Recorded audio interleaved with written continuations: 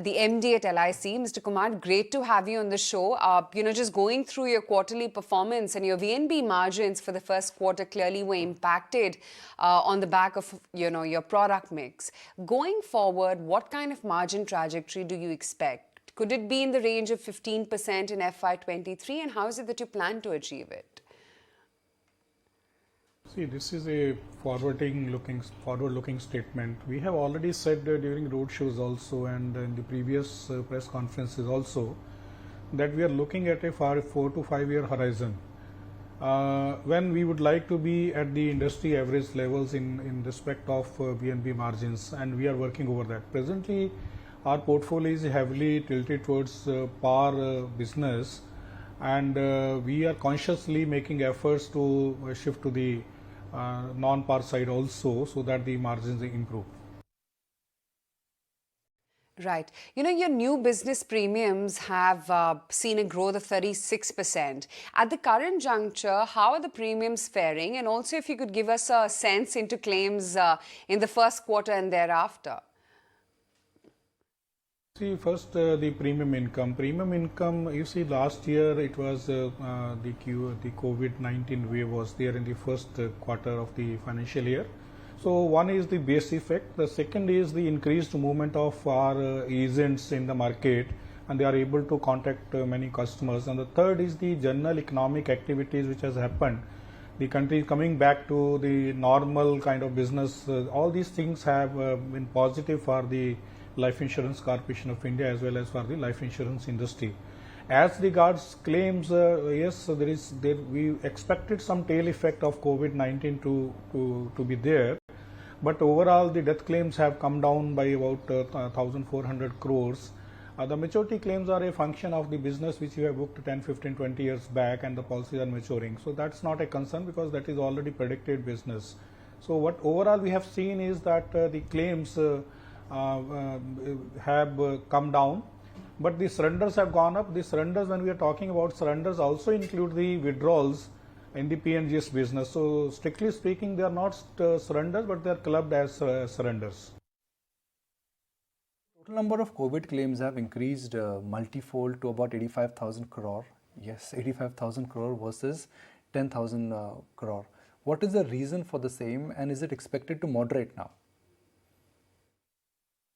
I think the figures need to be corrected. 85,000 crore death claims are not there. It was higher, but not to that extent. But that was the previous year. This year we have already, as I said, the death claims number has come down by in amount 1,400 crores. But there could be some tail effect of the COVID-19 also, and we expect the death claims to come back to the normal range by the end of this financial year. Your market share has increased from 65% to 68.5%. But compared to the past 1 year, it has come down by 2%. Help us understand what are the factors that have led to this significant jump. There are two data points which we are talking about. One is the Q1 with the Q1. It looks like that there is a dip by about 2%, but if you compare it with the March 22 figures and the June figures, it is up by 2.1%. July, you did talk about the IRDA figures are already out, and we have in the month of July itself we have gained about 3% of the market share. This market share gain has come on the back of very strong performance in the PNGS business. So that is mainly responsible for this kind of growth. Sure. So what are the contributors then of the VNB margins going down in the current quarter? See, as I said that the PNGS funded business was very high in the Q1, and it has continued in the July month also. Traditionally the funded business has less VNB margins than the annuities and the group business. But as the year progresses, this will moderate, and we expect the margins to come back to or may increase further as we change the product mix. Right. Mr. Kumar, your overall AUMs comprise of around 75% of debt securities. How is it that you're managing the interest rate risk? See, investment has a number of risks. It's not that only debt part is having risk, equity part is also having risk. Markets can be choppy sometimes, and it can impact the AUM as well as the valuations, as has happened in Q1 itself. But what we are looking at is that in the debt segment, one, the investments are highly regulated in the life insurance industry, so we have to follow those regulations. But in case of life insurance, the contracts could be between 20 to 50 years, or even maybe more in case of annuities. So what we are looking at is long-term paper which is available in the market. Whenever the paper is available, we do go and buy it. The second part is that the duration management is a continuous process to match the assets with the emerging liabilities or with the liabilities which are going to be there. But we are also looking at a hedging strategy for the future, but the hedging could be a two-way weapon also. But we are going to have a strong hedging strategy for the future as well. Now, how has the investment book fared? How much profit were booked in equities in Q1? So you see, this year in the Q1 the markets were very subdued, but still with the efficient management of whatever we are holding, we have been able to generate a good profit, which is at around plus 5,000 crore in case of the par business. The overall it is more than 8,000 crore. But we have to see this in the context of the subdued market. So the comparison with the previous year will not be good, because previous year the markets were at a little higher space. So how do you see return from equity markets this year? Do you see that you will be able to surpass your last year's profit? Oh, you see, this is again a statement which cannot be made upfront. What we look at is the how to manage the policyholders' reasonable expectations on the par side policyholders. So we need to have some additional income which will supplement the income being generated from the debt instruments, which is very stable, to take care of the policyholders' reasonable expectations. So based upon that, we work it out that what kind of profits are required to be generated, and we are also looking at the market, where the market conditions are conducive, we do book profits. But at the same time, we have already said many times that we are very contrarian in nature. When the markets are down, we do buy, and when the markets are up, we do book profits. But we don't book all the profits which are accrued in the equity markets. It is a strategic decision based upon our requirements. We may hold on to equities for future also when we see there could be an upstick in a particular stock. Mr. Kumar, good morning. Talk to us about persistency. Do you see it, where it is right now, normalizing here or going up? No, I firmly believe that there is a room for further improving it.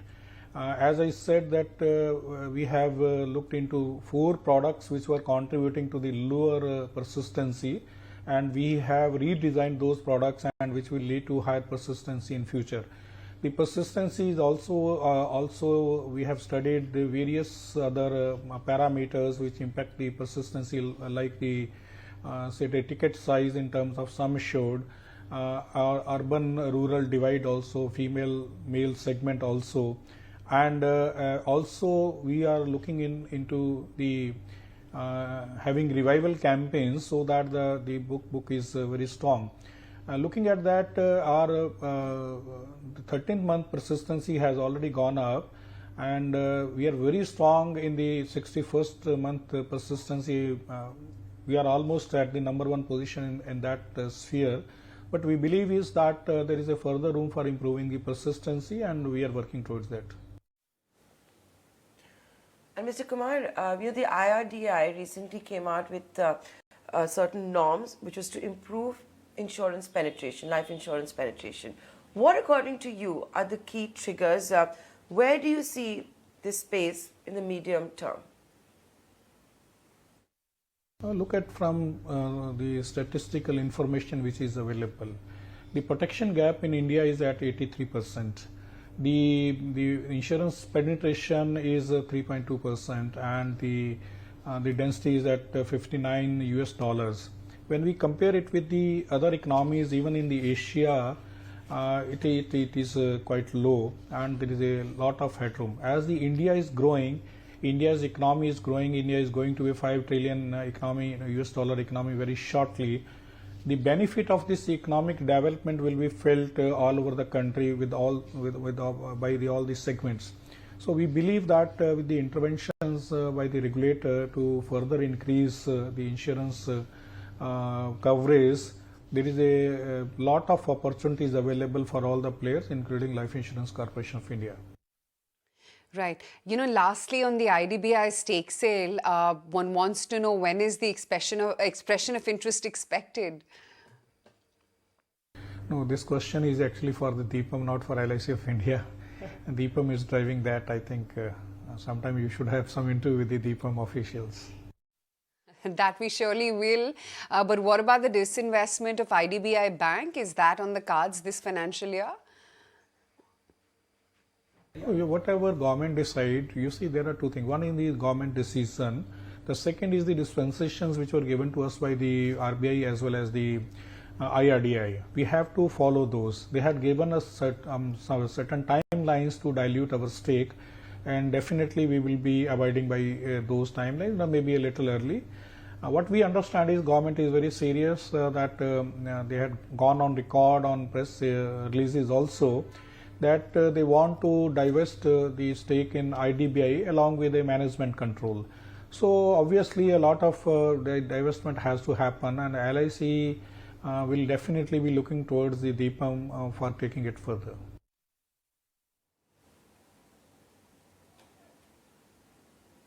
Okay, Mr. Kumar, we're going to leave it at that. Thank you so much for joining us and taking us to the fine print of LIC's numbers.